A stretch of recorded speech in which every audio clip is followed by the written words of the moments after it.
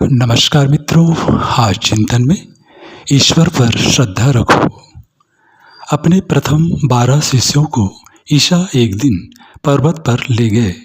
वहाँ उन्होंने जो उपदेश दिए उनमें अपने ज्ञान और अनुभव का सारा सार निचोड़ दिया है। उतना भर यदि किसी की मान्यता में प्रवेश पा सके तो समझना चाहिए कि धर्म और अध्यात्म का सार तत्व उसके हाथ लग गया। ईशा ने कहा, इस संसार में जो विनम्र, जिज्ञासु, दयालु, अपरग्रही, पवित्र मन, शांत, संतुलित और एकता बढ़ाने वाले हैं, वे ही धन्य हैं, वे ही मोक्ष के अधिकारी हैं, वे ही प्रभु के पुत्र कहलाने लायक हैं। जिन्हें आदर्श पालन करते हुए कष्ट सहने पड़े उनका जीवन धन्य है, क्योंकि धर्म राज्य में प्रवेश उन्हीं को मिलेगा। लोग जब तुम्हारी निंदा करें, सच्चाई पर दृढ़ रहने के कारण झूठे अभियोग लगाएं, तो तुम अपने को सौभाग्यशाली समझना। भूतकाल में जो संत हुए हैं उन्होंने तिरस्कार और कष्ट सहकर ही साधुता प्राप्त की है। तुम धन और यश के पीछे न भागना, उन्हें अपना बल न समझना। वे कुहासे की तरह हैं जो सघन दिखता भर है पर उसमें तथ्य कुछ नहीं होता। उन्हें पाकर न तुम संतुष्ट रह सकोगे और न चैन से बैठ सकोगे। जीवन निर्वाह के लिए दरिद्रों की सेवा सहायता करो और अपना पुरुषार्थ ईश्वर के कामों में लगाओ। पवित्रता और सेवा यह दो कार्य ही ऐसे हैं जिन्हें मजबूती से पकड़े रहने पर तुम महान बनोगे और धन्य कहलाओगे। तुम ऊंची पहाड़ी पर बसे नगर की तरह सबकी आंखों में आगे रहो। छिपाने योग्य कुछ भी ऐसा न हो जो किसी कोने पर कालिख लगा सके।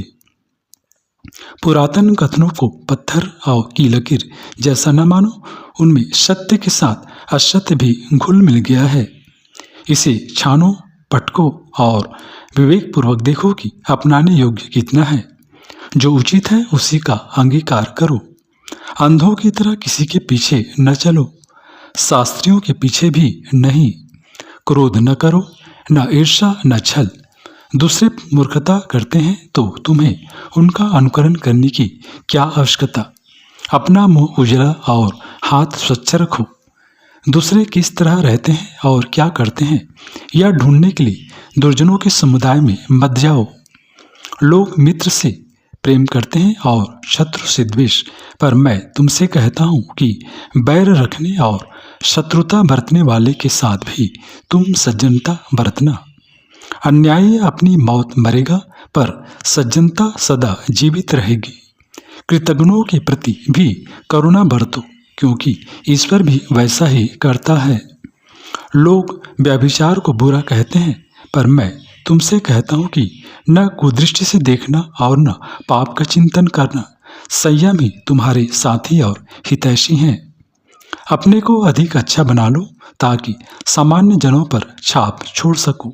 ऐसे वचन बोलो जो सबको शांति दे और ऊंचा उठाए। तुम्हारी वाणी ही है जो हृदय के स्तर का परिचय कराती और सज्जनता का प्रमाण देती है। बढ़ चढ़कर बातें मत करो, सेखी न बघारो। भीतर और बाहर से एक रहो। नम्रता और शिष्टता का समुचित निर्वाह करो। उस राह पर न चलो जिस पर उद्दंड चलते हैं। कपट का ताना बाना न बुनो। अपने को उसी रूप में प्रकट होने दो जैसे कि वसुधा तुम हो। ईश्वर से प्रार्थना करो कि वह तुम्हें आज की रोटी आज दे। पूरा परिश्रम करो और जमाखोरी की ओर मन न ललचाने दो। संपदा वे नहीं जमा कर सके जिनके हृदय में करुणा है। तुम न धनी बनो, न धनियों को देखकर ललचाओ। मित्रों, जो श्रद्धा का महत्व नहीं जानता वही वैभव की चिंता करता है।